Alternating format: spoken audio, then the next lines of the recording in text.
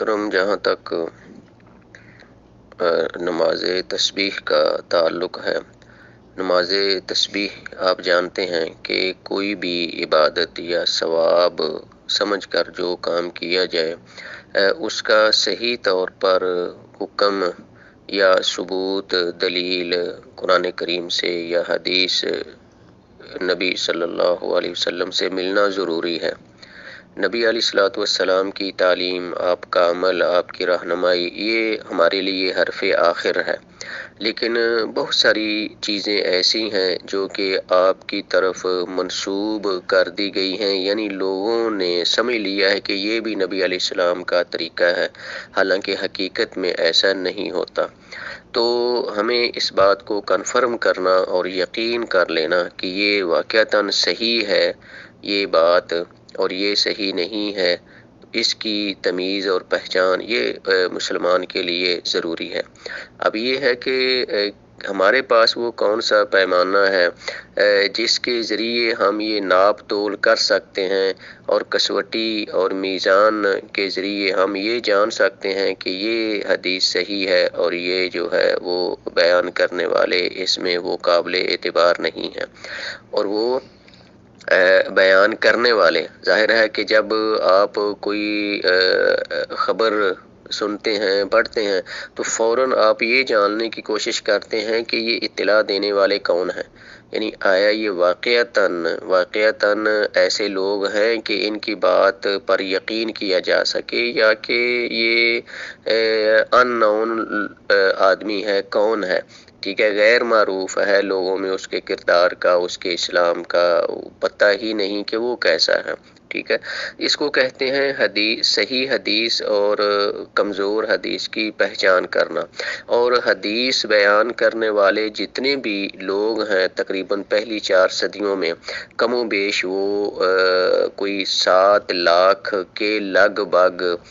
لوگ ہیں ٹوٹل، یعنی کہ جو نبی علیہ السلام کی احادیث بیان کرنے والے ہیں، صحابہ سے لے کر پہلی 4 صدیوں میں کچھ 7.5 لاکھ کے لگ بھگ۔ اور اس کو کہتے ہیں کتب الرجال، یعنی ایسی کتابیں جن میں حدیث بیان کرنے والوں کے حالات موجود ہوں، یعنی وہ کب پیدا ہوا، کہاں فوت ہوا، کن کن لوگوں سے اس نے کب علم حاصل کیا، کہاں گیا، اس کے ذرائع آمدن کیا تھے، اس کے استاد کون سے ہیں، اس کے شاگرد کون سے ہیں، اور اس کی اپنی کتابیں کیسی ہیں، کون سی ہیں، اور وہ کیسی ہیں، اور پھر اس کے جو ہم عصر لوگ ہیں معاصر، ان کے تاثرات کیا ہیں اس آدمی کے لیے، ٹھیک ہے، اچھا تھا، برا تھا، حلال حرام، عقیدہ اچھا، سنت پہ چلنے والا، یہ ساری چیزیں کتب الرجال میں موجود ہیں۔ تو ہم انہی کتابوں کی روشنی میں ہر آدمی کے حالات پرکھ سکتے ہیں۔ یہی بات ہے کہ عیسائی علماء جو ہیں، اور اسی طرح یہودی علماء جن کو مستشرق کہا جاتا ہے، مستشرق مشرقی علوم، ایسے غیر مسلم لوگ، غیر مسلم علماء جنہوں نے مسلمانوں کے علوم سیکھے ہیں اور پھر اس میں کمزوریاں تلاش کرنے کی کوشش کی ہے، اور پھر اعتراض کیے ہیں، کبھی قرآن کریم پر، کبھی نبی علیہ السلام کی ذات گرامی پر، کبھی اسلام کے کچھ حکموں پر انہوں نے اعتراض کیے ہیں، ان کو کہتے ہیں مستشرق۔ تو وہ ان کا کہنا ہے کہ مسلمانوں کے لیے فخر کی یہی بات کافی ہے کہ انہوں نے اپنے نبی صلی اللہ علیہ وسلم کی صحیح باتوں کا پتہ چلانے کے لیے 7 لاکھ لوگوں کے حالات قلم بند کر دیے ہیں، اور تاریخ ایسی مثال پیش کرنے سے قاصر ہے، وہ صرف اس لیے کہ نبی صلی اللہ علیہ وسلم کی بات اور جو غیر نبی ہے، امتی ہے یا کوئی دوسرا شخص ہے، ان کے سوا ان کی بات میں تمیز ہو سکے، تاکہ وہ بات نبی علیہ السلام کی طرف منسوب ہو جو ثابت ہو اتھینٹک طور پر، اور جس کی صحت یا جس کی نسبت میں شک بھی ہو تو اس وقت تک ہم اس کو نبی علیہ السلام کا فرمان نہیں سمجھیں گے۔ تو بات چلی گئی، میں صرف یہ کہنا چاہ رہا تھا کہ حدیث یہ تسبیح نماز کے متعلق سنن ابی داؤد میں موجود ہے، سنن ابی داؤد میں یہ حدیث موجود ہے، لیکن اس حدیث کی سند یعنی بیان کرنے والے جو لوگ ہیں ان میں دو آدمی ایسے ہیں جو کہ ناقابل اعتبار ہیں، اور جو اتھینٹک حدیث کے علماء ہیں ماضی میں یعنی دوسری صدی ہجری میں، تیسری صدی ہجری میں جو ان کے ہم اثر تھے، انہوں نے ان کے متعلق منفی تبصرہ کیا ہے اور شک شبے کا اظہار کیا ہے، لہٰذا اس بنا پر یہ حدیث صحیح نہیں ہے، ثابت نہیں ہے۔ نماز تسبیح پڑھی جاتی ہے جو کچھ لوگ پڑھتے ہیں اور خصوصاً خاص کر دیتے ہیں اس عبادت کو اس رات کے ساتھ، تو پہلی بات تو یہ ہے کہ یہ حدیث صحیح نہیں ہے، حدیث صحیح نہیں ہے۔ اچھا، اگر بالفرض ہم یہ مان لیں کہ حدیث صحیح ہے، یعنی ان لوگوں کی بات کو 2 منٹ کے لیے تسلیم کر لیا جائے کہ یہ حدیث صحیح ہے، چلو جی ہم بھی 2 منٹ کے لیے تسلیم کر لیتے ہیں، تو اس کا مطلب یہ ہے کہ انفرادی طور پر کوئی شخص اگر یہ نماز پڑھنا چاہے تو وہ سال میں کسی بھی وقت، کسی بھی مہینے کے کسی بھی دن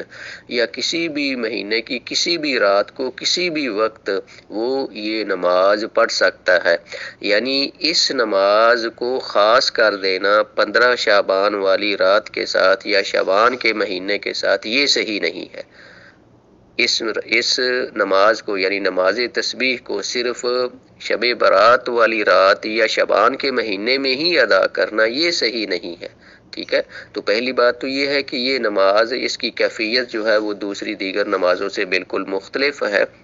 ٹھیک ہے۔ تو یہ اس کی سند ایسی ہے کہ جس پہ کافی سارے اہل علم نے جرح کی ہے،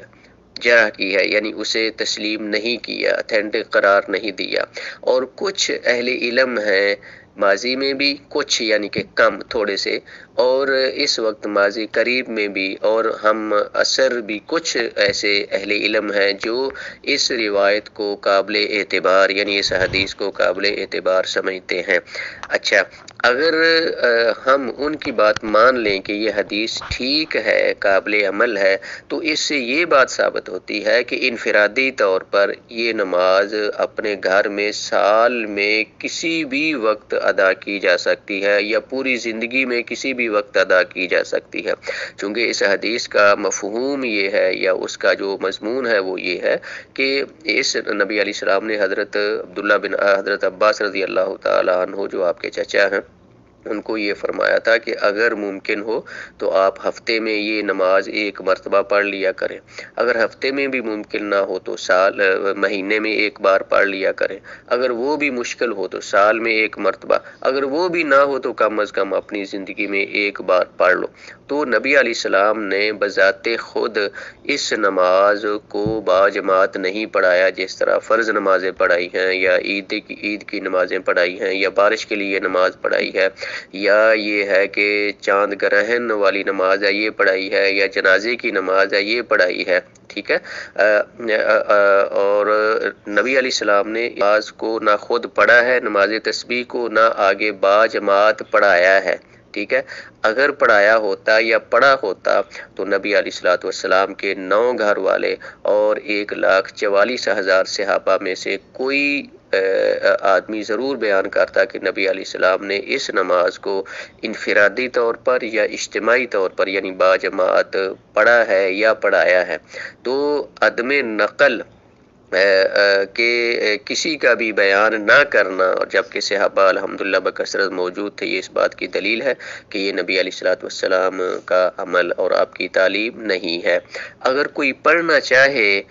نفل سمجھ کر ویسے ہی تو زندگی میں کسی بھی موقع پہ، کسی بھی مہینے میں، کسی بھی وقت وہ پڑھ سکتا ہے، ہم اس پر کوئی فتویٰ نہیں لگاتے، لیکن ہم یہی اسے کہیں گے کہ چونکہ نبی علیہ السلام نے نہیں کیا اس لیے اس کا نہ کرنا ہی بہتر ہے، اور اس نماز کو شعبان کی اس رات کے ساتھ یا شعبان کے مہینے کے ساتھ خاص نہیں کرنا چاہیے۔ اچھا، جہاں تک دوسرے مسئلے کا تعلق ہے، دوسرے سوال کا، بیری کے پتوں سے غسل کرنا، اور کچھ لوگ واقعتاً اس غسل کو اس دن یا اس رات خاص کر کے کرتے ہیں، تو یہ صحیح نہیں ہے۔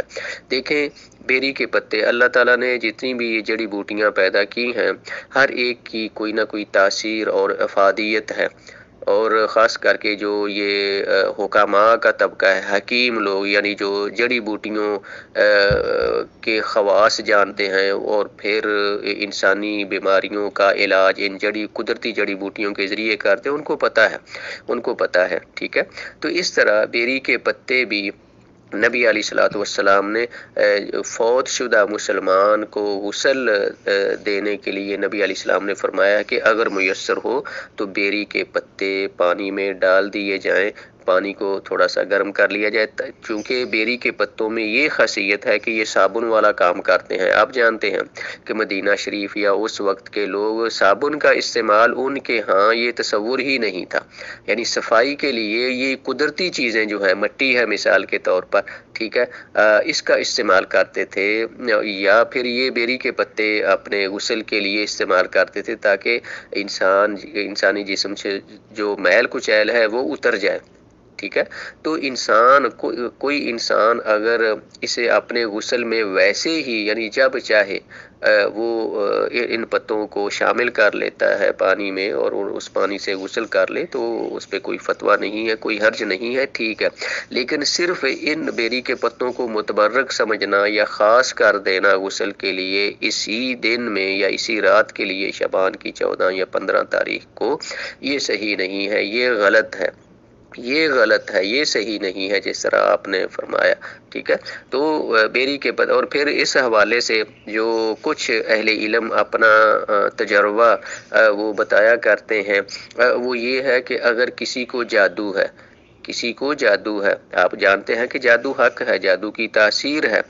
ٹھیک ہے، جادو کی تاثیر ہے، اور حسد کرنے والے لوگ انتقام لینے کے لیے جادو کیا کرتے ہیں۔ تو پھر کچھ اہل علم کا اپنا ذاتی عمل ہے، یعنی انہوں نے بھی اس چیز کو نبی علیہ السلام کا عمل یا طریقہ نہیں بتایا، ان کا ذاتی ہے، ٹھیک ہے۔ وہ کہتے ہیں کہ اگر کسی کو جادو ہو اور اس کی طبیعت ناساز ہو اور اس کو پتہ چل جائے کہ واقعتاً یہ پریشانی موجود ہے، تو اسے پھر یہ چاہیے کہ پانی بالٹی میں یا جگ میں پانی اتنا لے کہ کم از کم 2 لیٹر 3 لیٹر،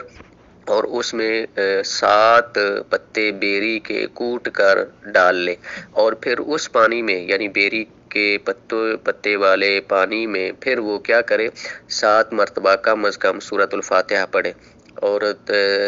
کم از کم 1 مرتبہ یا 3 مرتبہ آیت الکرسی پڑھے جو ہم نماز کے بعد پڑھتے ہیں، اللہ لا الہ الا هو الحی القیوم، اور سورۃ البقرہ کی آخری جو 2 آیتیں ہیں یہ پڑھے، آمن الرسول، اور اس آخری تینوں قول جو ہیں وہ پڑھے، ٹھیک ہے۔ اسی طرح جو سورۃ کہف 15ویں پارے میں آتی ہے، اس کی پہلی 10 آیتیں پڑھے، سورۃ صافات ہے سورہ یاسین سے پہلے، اس کی پہلی 10 آیتیں پڑھے، ٹھیک ہے، 1 مرتبہ درود شریف پڑھ لے یا 3 مرتبہ پڑھ لے، اور اسی طرح اعوذ باللہ من الشیطان الرجیم یہ کم از کم 3 مرتبہ یا 7 مرتبہ پڑھے، اور پھر پھونک مار دے اس پانی میں۔ اب اس پانی میں سے 2-4 گھونٹ آدمی پی لے،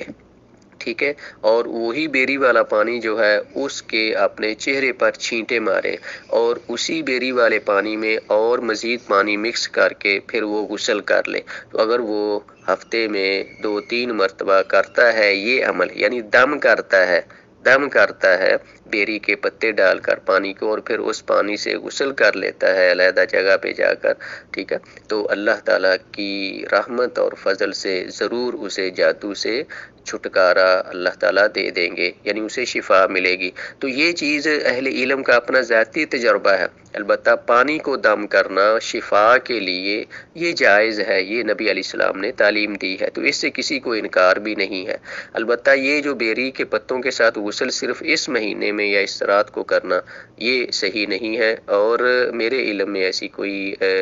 دلیل یا حدیث نہیں ہے کہ جس میں اس غسل کو، بیری کے پتوں کے ساتھ غسل کو یہ 14 یا 15 شعبان والے دن یا رات کے ساتھ خاص کیا گیا ہو، یا نبی علیہ السلام نے اس کی تعلیم دی ہو، واللہ اعلم۔ السلام علیکم۔